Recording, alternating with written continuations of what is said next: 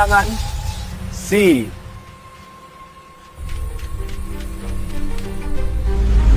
The municipality of Sindangan is by far the biggest and the most progressive municipality in Subanen Leyte.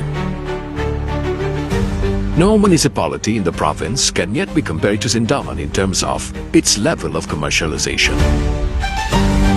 It is big, it is busy, and it is currently the most populated municipality in Zamboanga Peninsula. With a population of over 100,000 people, Sindangan is a center of business, commerce, and education in central Zamboanga del Norte. But way before it became a populated and commercialized area, one question comes to mind. If Sindangan today is booming, how did it look like way before the contemporary era? Or should we ask, how was Sindangan founded that thanks to them, we are living in a convenient and flourishing town these days? And where does the name Sindangan come from? There is no documented evidence or a definitive answer regarding the name's origin. According to popular folklore, Sindangan was named after a fish. However, the historical accuracy of this legend remains unverified. What is certain is that Sindangan appeared on the Murillo Velarde map, proving that the settlement existed as early as 1734 during the Spanish colonial period.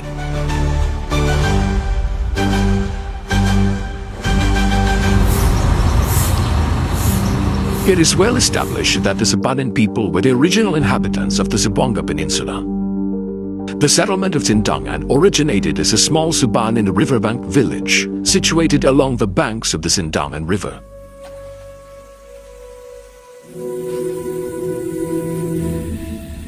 The Subanens are called people of the river. For them, the river serves as their primary source of life, providing essential water for their crops, a natural highway for transportation by boat, and a reliable source of food. Legend has it that the name Sindangan emerged only when Spanish cartographers reached the unexplored territories of Mindanao. Naming village after village as they worked on their most ambitious project at that time. Creating a map of the entire Philippine Islands to secure the Spanish crown's claims in this region so far from Europe.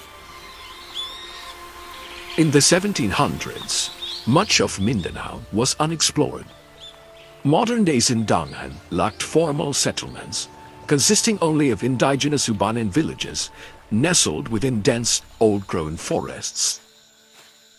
The Subanen tribe lived harmoniously until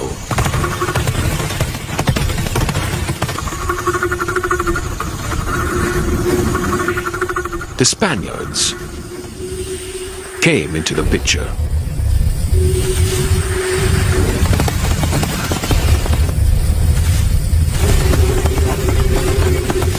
Seeing unfamiliar faces for the very first time, the Subanens were terrified. This would be the moment this unnamed area finally receives a formal name that will live on for the rest of history. This is the story of Sindangan.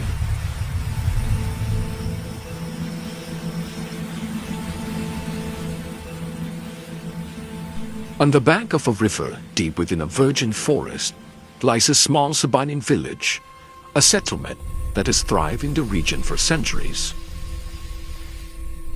By royal order of King Philip V of Spain, a full-scale map of the Philippine archipelago was commissioned so he could better understand and manage his distant territory. Spanish cartographers were tasked with exploring the entire chain of islands to map the extent of Las Islas Filipinas. During their expedition, they arrived at a small village by the river. Hay una aldea cerca. Debemos ir por ese camino.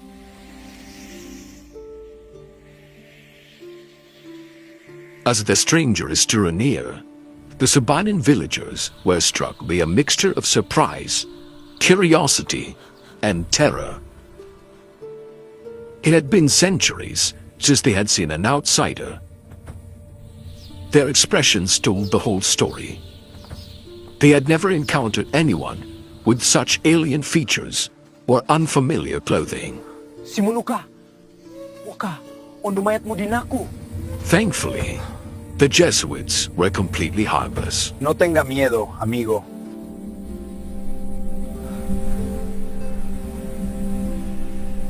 What they were after was the name of the place, to put it on the map. ¿Cómo se llama este lugar, amigo? The Subanen, however, understood it differently. Kini? Indangan. Mopia seda Indangan. He assumed they were asking for the name of the fish he caught. Sindang? Indangan. And the priest also misheard the logo. Sí. Sindangan. Sindangan es el lugar. Ngay? Daw masabot. Indangan ini. They left without properly clarifying the information they had just gathered. And from then on, the place was named Sindangan, officially printed on the map that local descendants would use for the centuries to come. ¿A dónde vamos ahora, padre? Hacia el sur. Ya terminamos con Sindangan.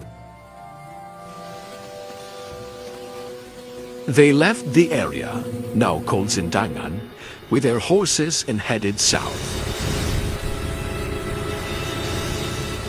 There, they discovered another settlement on the two closest rivers, Talinga and Mugas. And in Sindangan, the Subanens would live in peace and harmony for the next 100 years, continuing their way of life and enriching their cultural traditions. They flourished during those years, little knowing that their lives would be interrupted by the turn of the 19th century.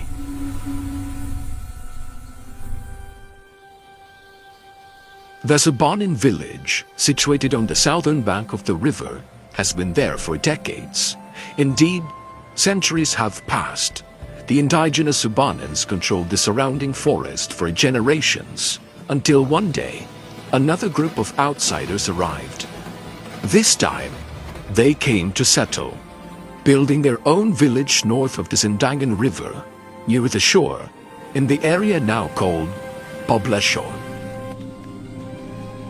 Migrants, originating from the central islands, specifically the Visayas, migrated southward to Mindanao in search of greener pastures, and to escape the oppressive colonial system of the Spaniards. Over time, their populations grew significantly within Mindanao, bringing with them their languages and traditions. Today, they are collectively known as the Bisaya.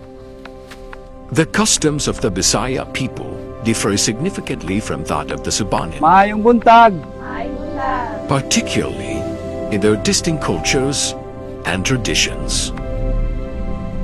Over the years, the influx of Bisaya migrants to Sindangan increased, eventually leading to a population growth that outpaced that of the indigenous Subanen communities. As more houses were built and the village expanded, a new cultural identity began to take shape, eventually becoming the dominant influence in the region.